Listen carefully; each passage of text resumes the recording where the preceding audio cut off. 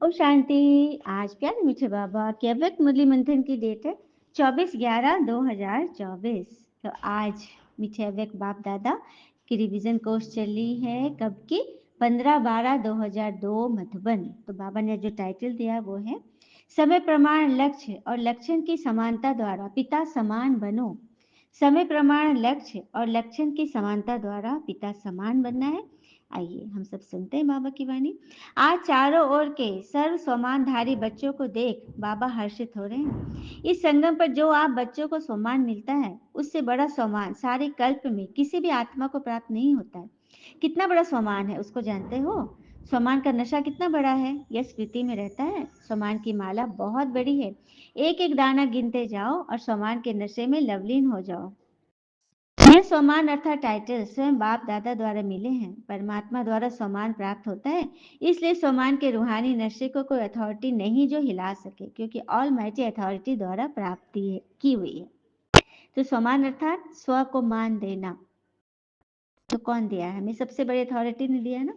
तो बाप दादा ने अमृत वेले सारे विश्व के सर्व बच्चों की तरफ चक्कर लगाते देखा कि हर एक बच्चे की स्मृति में कितने सम्मानों की माला पड़ी हुई है। मतलब बुद्धि में तो बहुत है, लेकिन माला को धारण करना अर्थात स्मृति द्वारा उसे अपनी स्थिति बना लेना, इसमें कमी है। तो चेक किया यह स्मृति कहाँ तक रहती है।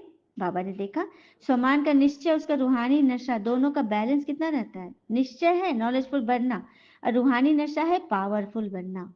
निश्चय है नॉलेजफुल बनना और रूहानी नशा है आत्मिक नशा पावरफुल बनना। तो नॉलेजफुल में भी दो प्रकार देखे, एक है नॉलेजफुल और दूसरा है नॉलेजेबल। तो क्या बनना है? ज्ञान स्वरूप नॉलेजेबल बनना है। नॉलेजफुल तो दुनिया में अज्ञानी आत्मा भी है, बहुत शास्त्रों का ज्ञान, तो उनको नॉलेजफुल कहेंगे। लेकिन नॉलेजेबल ज्ञान स्वरूप कौन है? पूछो मैं कौन? बाबा जानते हैं बच्चों का लक्ष्य बहुत ऊंचा है। लक्ष्य ऊंचा है ना, क्या ऊंचा है? सभी कहते हैं पिता समान बनेंगे, तो जैसे पिता ऊंचे से ऊंचा है तो पिता समान बनने का लक्ष्य कितना ऊंचा है। तो लक्ष्य को देख बाप दादा बहुत खुश होते हैं, लेकिन लेकिन लेकिन क्या?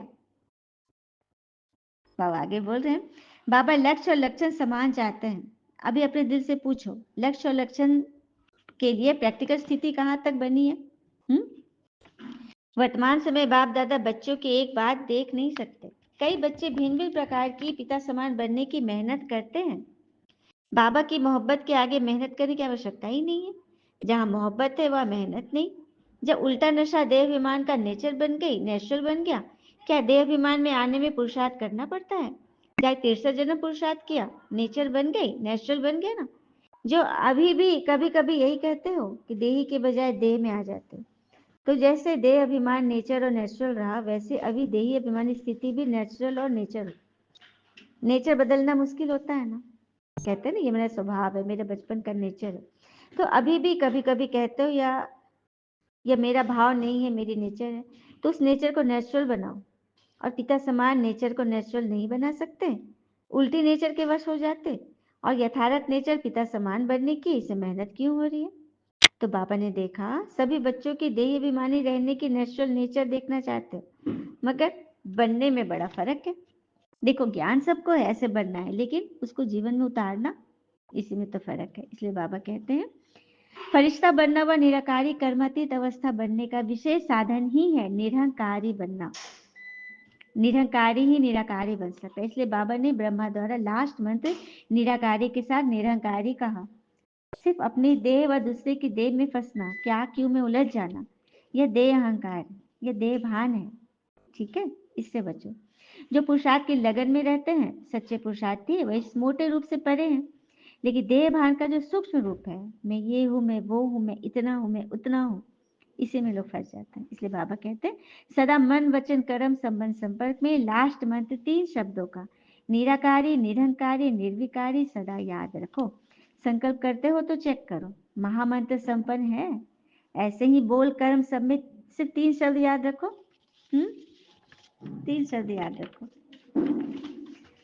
फिर बाबा कह रहे हैं, बाबा सेवा का समाचार भी सुनते हैं। सेवा में आजकल भिन्न भिन्न कोर्स कराते हैं। सेवा मतलब वाणी की सेवा तो बहुत हो रही है, लेकिन आत्मिक भान की सेवा। फिर बाबा ने टीचर से कहा एक ग्रुप में इतनी टीचर्स तो हर ग्रुप में कितनी टीचर्स होंगी। टीचर्स ने बाप दादा की एक आस पूरी करने का संकल्प किया है लेकिन सामने नहीं आया है। कौन सा संपर्क? वारिसों की माला, जनरल माला नहीं। दूसरा, संबंध संपर्क वालों को माइक बनाओ, आप नहीं भाषण करो लेकिन वह आपकी तरफ से मीडिया बन जाए, मतलब औरों को भी तैयार करो। ठीक है। फिर बाबा, चलो कंगन ही सही, माला छोड़ो, तैयार किया है? हाथ उठाओ जिसने ऐसा तैयार किया है।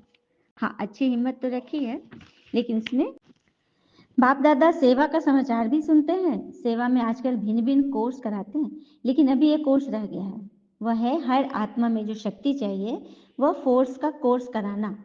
तो शक्ति भरने का कोर्स, वाणी द्वारा सुनाने का कोर्स नहीं, वाणी के साथ साथ शक्ति भरने का कोर्स। सिर्फ वाणी द्वारा सुनाना ही काफी नहीं है, वो तो बहुत आसान है।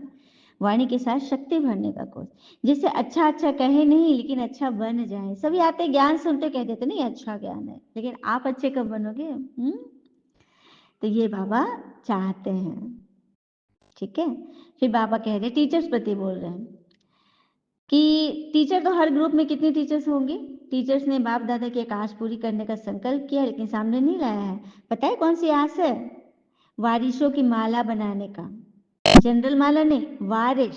अब वारिस बच्चे पर एक बता रही, एक बहन का अनुभव था, वो बता रही थी कि कोई भाई जी हैं मधुबन से आए थे, वो कह रहे थे कि बाबा के 3 तरह के बच्चे हैं, एक है वारिस बच्चे, एक है लावारिस बच्चे और एक है वीआईपी बच्चे। ठीक है। तो सबसे पहले लवारिस बच्चे का समझते हैं। लवारिस बच्चे वो होते हैं जो कभी कभी मुरली सुनने आते हैं, और आते भी टाइम पे नहीं, लेट आएंगे। गुरुवार को अवश्य आएंगे, भोग खाने आते हैं। लगन होती है भोग खाने की, और फिर चल दिए। ठीक है। और मुरली भी ध्यान से नहीं सुनते। वीआईपी बच्चे जो कि बड़े बड़े नेतागण जिनको हम फीता कटाने के लिए बुलाते हैं, ओपनिंग करने, वो लोग कभी कभी आते हैं, फंक्शन पे आते हैं, जैसे रक्षाबंधन या होली आदि पे, हम दिवाली पे बुलाते हैं, वो लोग आते हैं, तो वीआईपीज हो गए। वारिस बच्चे जो हैं वो नियम से बाबा का क्लास उठते हैं, योग करते हैं, अमृत वेला करते हैं, नुमा शाम करते हैं, और मुरली और सेवा, उसके अलावा उनके जीवन में कुछ है ही नहीं। ठीक है। इतना प्यार करते हैं वो मुरली से, अर्थात मुरलीधर से। तो ऐसा वारिस बच्चे चाहिए बाबा को। बाबा ने बोला ना, वारिसों की माला बनाओ, जनरल माला नहीं, लावारिसों की नहीं। दूसरा, संबंध संपर्क वाले को माइक बनाओ, आपके साथ साथ जो है उनको माइक बनाओ। सिर्फ आप ही भाषण नहीं करो, आपकी तरफ से वो मीडिया बन जाए, ऐसा बनाओ। और दूसरे लोग प्रतिष्ठा का आवाज फैलाए। आप कहेंगे भगवान आ गया आ गया, तो ये उनको कॉमन लगेगा। वे लोग कहे, दूसरे लोग कहे कि भगवान आ गए, ये होगी बड़ी बात। जब शक्तियां प्रत्यक्ष होगी तब पिता प्रत्यक्ष होंगे। तो बनाओ, मीडिया तैयार करो। चलो कंगन ही सही, छोटा कंगन, अंगूठी ही सही, माला छोड़ दो, कम से कम वही तो बनाओ। हाथ तो उठाओ कि हम इतना तैयार करेंगे। बाप दादा देखेंगे कौन से तैयार हुए। अच्छा, हिम्मत तो रखी है ना? हाँ, हिम्मत रखे हो ना? दूसरे वर्ष शिवरात्रि पर सबके मुख से शिव आ गया, यही आवाज निकलना चाहिए। ऐसा शिवरात्रि मनाओ, मनाएंगे? अभी भी देखो 88 वर्ष हो चुके हैं, कम समय कितना कम है। तो अभी वाली शिवरात्रि, 2025 वाली शिवरात्रि को डायमंड जुबली मनाओ। तो 2 प्रकार की आत्माएं तैयार करो। फिर देखो नगाड़ा बजता है कि नहीं। अच्छा, यहाँ पे बाबा एक बात और क्लियर कर रहे हैं। बाबा ने कह रहे नगाड़े बजना चाहिए, तो हम खुद ही नगाड़े बजाएंगे। तो उस पे बाबा बोल रहे नगाड़े आप नहीं बजाएंगे, आप नहीं बजाएंगे, आपको नहीं बजाना है। आप तो देवियां हो, देवता हो, साक्षात्कार कराओगे। नगाड़े बजाने वाले तैयार करो जो आपके लिए नगाड़ा बजाए कि देवियां आ गई, बाबा आ गया। प्रैक्टिकल गीत गाए, शिव शक्ति आ गई। तो सुना शिवरात्रि पर क्या करेंगे? गांठ बांध लीजिए। और फिर बताना है कि 500 हजार लाख आदमी आए, आ तो गए, संदेश दिया, लेकिन वारिस कितने निकले, माइक कितने निकले, वो समाचार देना इस बार। तो जो अभी तक किया, धरनी बनाई, संदेश दिया, अच्छा किया, सेवा व्यर्थ नहीं गई, समर्थ हुई, प्रजा तो बन गई, रॉयल फैमिली तो बनी है, लेकिन राजा रानी महाराजा भी तो चाहिए। तख्त वाले नहीं, राजा रानी के साथ दरबार में भी राजे समान बैठते हैं, ऐसा बनाओ। जो राजा के बगल में बैठते हैं वैसा बनाओ, तब राज दरबार शोभा वाली हो जाए। तो शिवरात्रि पे बाबा ने ये होमवर्क दिया, ऐसे बच्चे चाहिए बाबा को। तैयार है सभी? और कहाँ से बढ़ेगा नगाड़ा बजेगा? नगाड़ा बजेगा मधुबन से। कहाँ से बजेगा? दिल्ली से, मधुबन से नहीं। बच्चे ने जवाब दिया। तो बाबा बोल रहे, मधुबन वाले जैसे सेवा में अथक होकर सेवा का पाठ बजा रहे हो, ऐसे ये भी मनसा सेवा करते रहो। सिर्फ कर्मना नहीं, मन वचन कर्म तीनों सेवा एक साथ ही करो, ठीक है। फिर बाबा कहते मधुबन तो सदा याद है ही, मधुबन नहीं होता तो ये आते कहाँ से? हम कहाँ जाते हैं बाबा से मिलने, मधुबन नहीं होता तो? आप सेवाधारी सेवा नहीं करते तो वो लोग कैसे खाते, रहते कैसे? आप मधुबन वाले को बाबा प्रेज कर रहे हैं कि आपकी वजह से तो सब आ रहे हैं। दिल की दुआएं आप भर रहे हो, अपना दामन भर रहे हो, ठीक है। तो बाबा का मधुबन से भी प्यार है, टीचर से भी प्यार है, मीठी मीठी माताओं से भी प्यार, और साथ में महावीर पांडवों से भी प्यार है, क्योंकि पांडवों के बिना गति नहीं।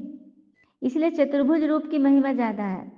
पांडव और शक्तियां जो दोनों कंबाइंड हो जाएगी तभी तो बनेंगे विष्णु चतुर्भुज। सुना? फिर बाबा ने बोला रूहानी एक्सरसाइज करने के लिए बोले हैं। सारे दिन में कितनी बार करते हो? मन बुद्धि से परम धाम गए, सूक्ष्म वतन गए, फरिश्ता बने, अभी भी आकारी निराकारी शाकारी, कितनी बार करते हो? जैसे हम स्थूल में एक्सरसाइज करते ताकि वजन का भार कम हो, वेट कम हो, मन में जो भार आ जाता है, बोझ, क्या क्यों कैसे ये ऐसा है ऐसा, ये मैं ऐसा क्यों हूँ, तो इसका बोझ भी कम करने के लिए बस ड्रिल करो, एक्सरसाइज, सेकंड में अभ्यास करो। अभी अभी निराकारी, अभी अभी फरिश्ता, तो यह अभ्यास एकदम नेचुरल हो जाए। तो बाबा ने ड्रिल कराई, ठीक है। चलिए करते हैं 1 मिनट, आराम से बैठे, कमर सीधी, अपने आत्मा पे फोकस करें। दोनों भावों के बीच में एक चमकता हुआ दिव्य सितारा, मैं आत्मा। अपनी आत्मा पे फोकस करें। डीप ब्रेथलेस सांसें लें। गहरी सांस लेते हुए सातों गुण अपने अंदर भरे, और एक्सहेल करते हुए सांस छोड़ते हुए अपने विकार छोड़े, काम क्रोध लोभ मोह अहंकार छोड़ते जाएं, ठीक है। लीजिए लंबी गहरी सांसें।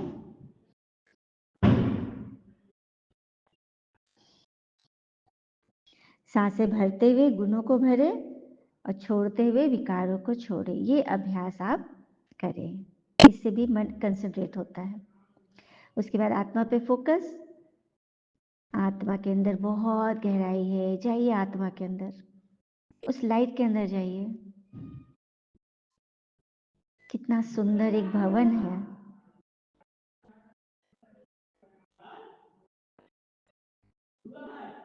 और उस भवन में चारों तरफ लाइट ही लाइट है। कहीं कोई मतलब छोटे कीड़े वगैरह नहीं है, एकदम लाइट है। और हमने बाबा का आह्वान किया। शिव बाबा परम धाम से नीचे उतर रहे हैं, एक निराकार ज्योति अपनी 7 कलर्स की लाइट लिए नीचे उतरकर बाबा हमारे घर के छत से होते हुए उनकी लाइट सीधे जहाँ मैं बैठी हूँ, बैठा हूँ, वहाँ पर 3 फीट के ऊपर बाबा अपनी लाइट मुझ आत्मा पर डाल रहे हैं। फील करें। अभी अगर मेरे मन में किसी की कोई बात लग रही है, कोई बात हो गई हो, किसी बात में मन फंसा है, तो उस आत्मा को इमर्ज करें अपने मन के कमरे में। दिख रहा है वो शख्स, वो बच्चा, या किसी भी प्रकार का कोई बात है, और बाबा की लेजर किरणें मेरी आत्मा पर पड़ रही हो और मेरी आत्मा से उस आत्मा पे जा रही है। उसके भीतर की सारी नेगेटिविटी खत्म हो रही है, वो एकदम पवित्र हो रहा है।